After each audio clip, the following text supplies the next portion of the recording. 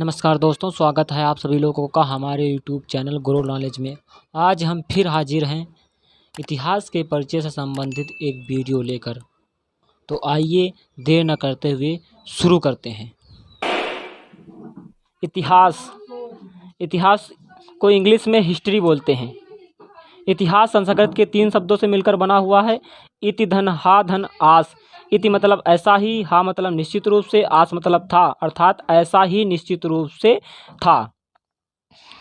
अर्थात वे घटनाएं जो निश्चित तौर पर घटित हुई हैं इतिहास कहलाती हैं।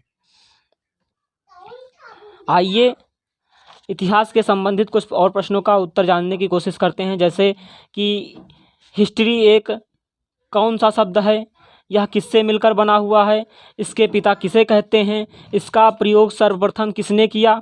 तो आइए इसे भी जानते हैं। हिस्ट्री एक यूनानी शब्द है। यह हिस्टोरिया से मिलकर बना हुआ है।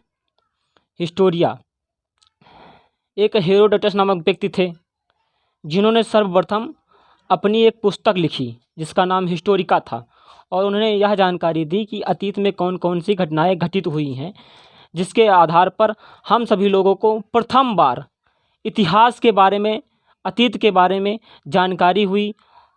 और हमें यह ज्ञात हुआ कि अतीत में वह घटनाएं जो साक्ष्य के आधार पर बताई जा रही हैं इतिहास कहलाती हैं, इतिहास होती हैं।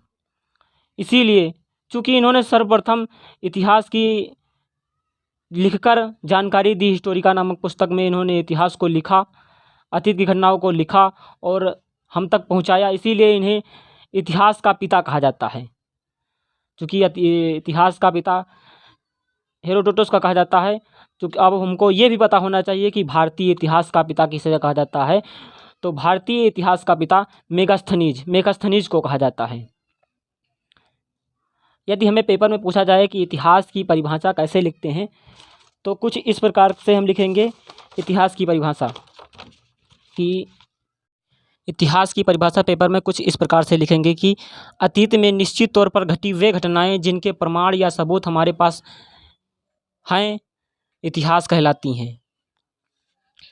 प्रमाण, सबूत या स्रोत जो होंगे वो इन तीनों में से किसी प्रकार में होने चाहिए।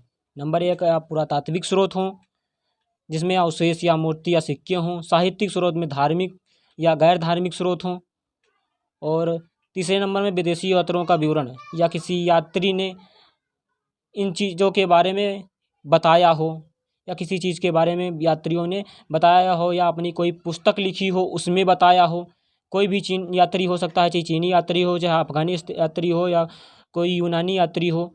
इन यात्रियों ने, कोई भी यात्रियों ने अपनी किसी किताब या किसी चीज़ में इस अतीत की घटनाओं के बारे में बताया हो, ये सब इतिहास के अंतर्गत आती हैं। यदि इसमें से तीनों में से कोई भी में कोई घटनाएं किसी भी में भी नहीं आती हैं तो वह इतिहास के अंतर्गत नहीं आएंगी।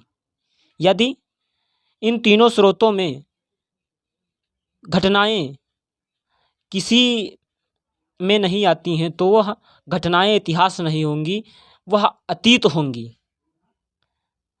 आप सभी लोगों को वीडियो पर बने रहने के लिए बहुत बहुत धन्यवाद।